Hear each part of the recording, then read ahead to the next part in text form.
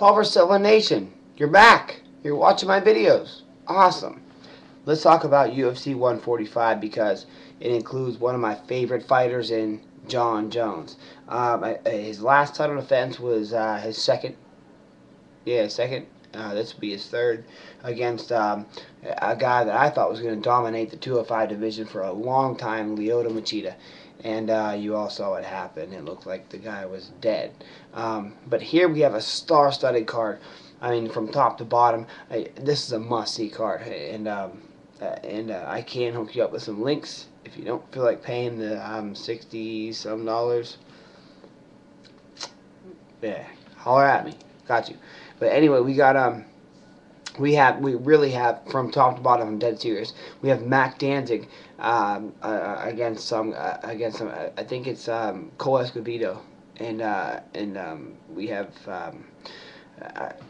Anthony Njokuani. If you haven't seen his knockout of Chris Horodecki, it was awesome. It was in the WEC. Horodecki actually was running from him and kind of turning his head around a little bit, and Njokuani just threw an awesome right head kick and knocked him the fuck out, followed with some punches. So it was incredible. If you haven't seen that, check that shit out. Matt the Immortal Brown is on the card. Travis Brown's on the card.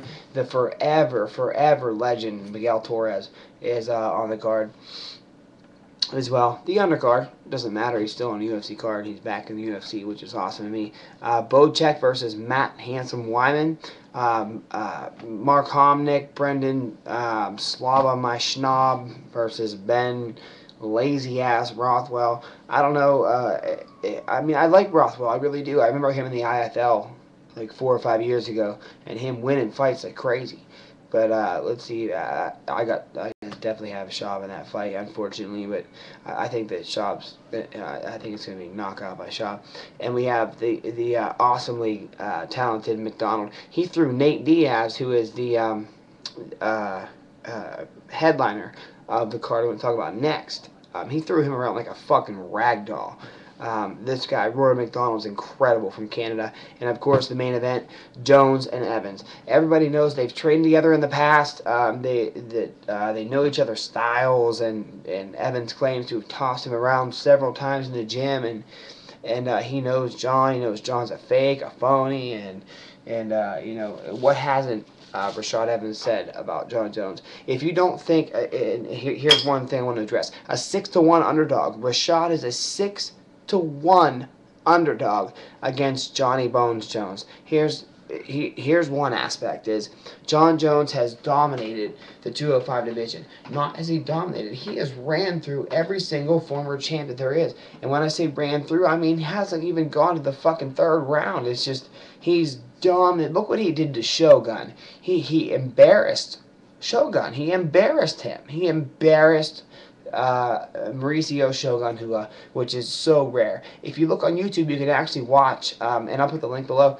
the Rampage versus Shogun fight. He embarrassed Rampage, and the favor was returned by none other than Bones Jones, and that secured him the title. After that, the whole last year for him was just dominating former champions, and not only dominating them, but finishing them. He finished all the fights. None went to decision. None were even close. A guy that I thought was going to run the 205 division for a while, Lyoto Machida, actually got choked out, and I thought it looked like he was dead. I've never seen someone look like that. You know, aside from Tank Abbott hitting Steve Nelmar back in the day, and him being folded, literally folded in half backwards against the cage, I haven't seen anything so violent in my life. So Jon Jones definitely has a lot in his arsenal, and says that he's a totally different fighter than when he sparred with Rashad. Who knows? Maybe he is, and I definitely think Rashad is a different fighter as well. He's with Blackzillas now. He's no longer with Greg Jackson, which is good to me, because I think Greg Jackson fighters are just they're point fighters. They get the W and they move on. Jon Jones is so exciting. Yeah, I know. Albuquerque, Jackson fighter. Understood.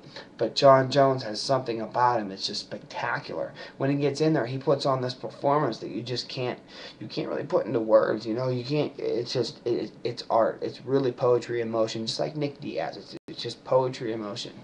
And I do see Jon Jones winning this fight, but I don't see him winning it easy.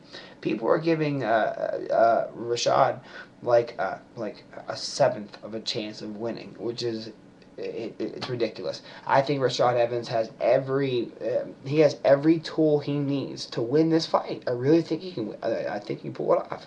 I think he can get his belt back that he took from Forrest Griffin, that I still owe Comcast for. Just probably shouldn't have said that. But anyway, before you shit on either Jon Jones or Rashad, just remember that they're both warriors. They both train their asses off, and I guarantee you that they're so motivated for this fight. It's going to be a barn burner. There's no doubt. Okay, now let's move on to UFC on Fox. We have Kozchak and Hendricks, and Nate Diaz versus Jim Miller. I got Diaz all day long, only because the Diaz brothers have lost me money twice. The Frank Shamrock fight and some other fucking fight that Nate Diaz lost me money on. Both were $50 bets, and I lost them both. The last time I bet against the Diaz brothers, I actually won. It was I bet on Carlos Condit, and I won. But I gave the money back. It was a $10 bet, friendly bet. So I gave the money back, but I just had a feeling that if it went to decision that Diaz would lose. He seems to be on the losing end of a lot of decisions. Here's what Cesar Gracie has to say about Nate Diaz in this fight. It's going to be a good fight. Nate Diaz is the most exciting fighters, one of the most exciting fighters in the UFC, and Jim Miller is an obstacle to overcome. He's a good wrestler and has heavy hands. He's strong. We're not underestimating him, but I guess Nate is better than him both on the ground and standing up. That, to me, is debatable. Nate definitely has the better reach, better boxing, but, you know, that's why they fight. We'll find out. I guess he deserves it in case he gets the win, talking about the title contention that's coming with it. Okay, he defeated Cerrone, who was one of the first fighters in line that had a good performance against Gomi, and now is fighting for another contender. Cerrone is still a top guy, so if Nate can beat up these guys, he deserves to be the next challenger, and I agree. I don't think that Frankie should have a rematch with Benson. I think Benson proved his point. I had Ben win in that fight. Me and my girl actually sat and watched that fight. We were like, damn, man, who's winning? I would hate to be a judge, you know? I really would hate to be a judge in this fight, but it turns out that yeah, I mean, watching it for a second and third time, you can see Benson Henderson clearly won the fight. It's still debatable, but he won the fight. You know, he has the belt, and I would love to see. I think it'd be a much bigger draw. You know, Miller versus Henderson. I'm sorry, Miller versus Henderson wouldn't do shit. But I'm talking about Diaz versus Henderson, not Nick, but Nathan Diaz's little brother versus, you know, it would be epic. Yeah. By the way, sorry about this fucking mess in the background. I just slept on the couch last night. It's a long story. But again, I thank you for watching. I love you all. Everybody, every single person that gives me a view. I don't care if you give me a fucking negative or a dislike or whatever. I mean, fuck you. Seriously, fuck you. Like, I hate people that fucking do that shit. All I'm doing is just analyzing a couple things that are coming up in the MMA world. But, you know, fuck you. Anyway, but yeah, I love you anyway, and all you subscribers, thank you so much. I love you very much. You have no idea what it means to me to have people sit and listen and watch my videos and take it in and give me a positive comment. So I really appreciate it all, and I will see you all very, very soon with my predictions. I got Jon Jones over Evans. Like I said, he has every tool to win the fight. I just see Jon Jones coming out on top, and I see Nate Diaz coming out on top.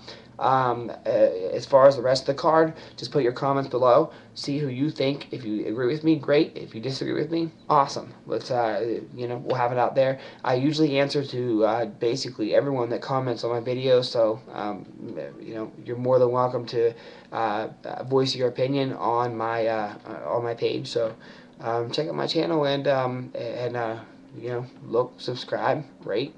Check out my videos, and I'll see you all later. Power Silver 101 signing out. Thank you all very much.